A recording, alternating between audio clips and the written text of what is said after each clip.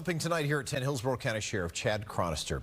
He announced today he's withdrawing his nomination to be the administrator of the Drug Enforcement Administration. President-elect Donald Trump nominated him this past weekend. You may have heard that news.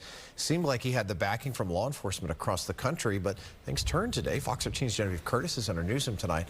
Hi there, Genevieve. What was the sheriff's reasoning for withdrawing?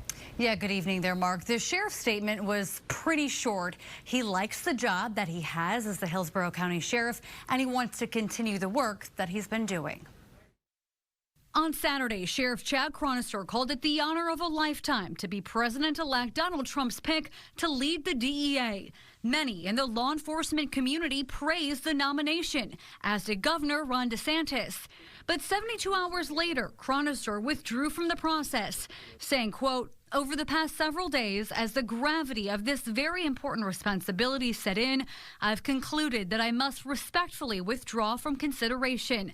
There is more work to be done for the citizens of Hillsborough County and a lot of initiatives I am committed to fulfilling." He didn't give any specific reasons for withdrawing, and our chief political correspondent, Craig Patrick, says the sheriff would have faced tough questions from some Republicans in the Senate over his nomination. Well, I think you begin with Rodney Howard-Browne, the pastor in Tampa who was arrested during the lockdown by Chronister for breaking the COVID rules.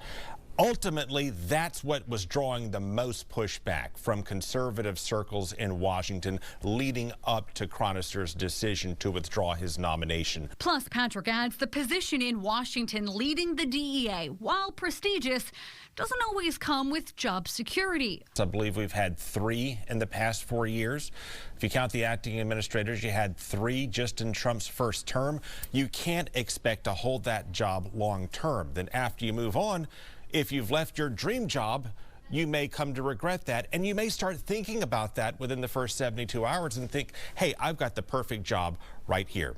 That may have been what happened, plain and simple. While social media swirls with theories on why the sheriff withdrew, our Craig Patrick says he doesn't think Chronister's father-in-law, Eddie DeBartolo Jr., receiving a pardon from Trump in 2020 had any bearing on the process. I really do think that you look at his statement, I'll take him at his word that this is motivated by his love for the position that he has. If you look at the other controversies that is drawing concern or was drawing concern among some right-wing Republicans, that wasn't coming up, the prior pardon. And I don't know that the status of your in-laws is ultimately going to affect the nomination, especially when the president involved in that is the same president who made the nomination. Now, I also spoke with some law enforcement sources tonight who tell me they are disappointed that he withdrew. Some say that he would have been a really good DEA administrator. Others saying they are happy that Hillsborough County can keep Chronister as the sheriff. Now, as far as who could be nominated next, President-elect Trump has been focusing heavily on people from Florida, but that position is typically held by someone with federal law enforcement experience. Reporting live in the newsroom tonight, Genevieve Curtis, Fox 13 News. All right, Genevieve, thank you.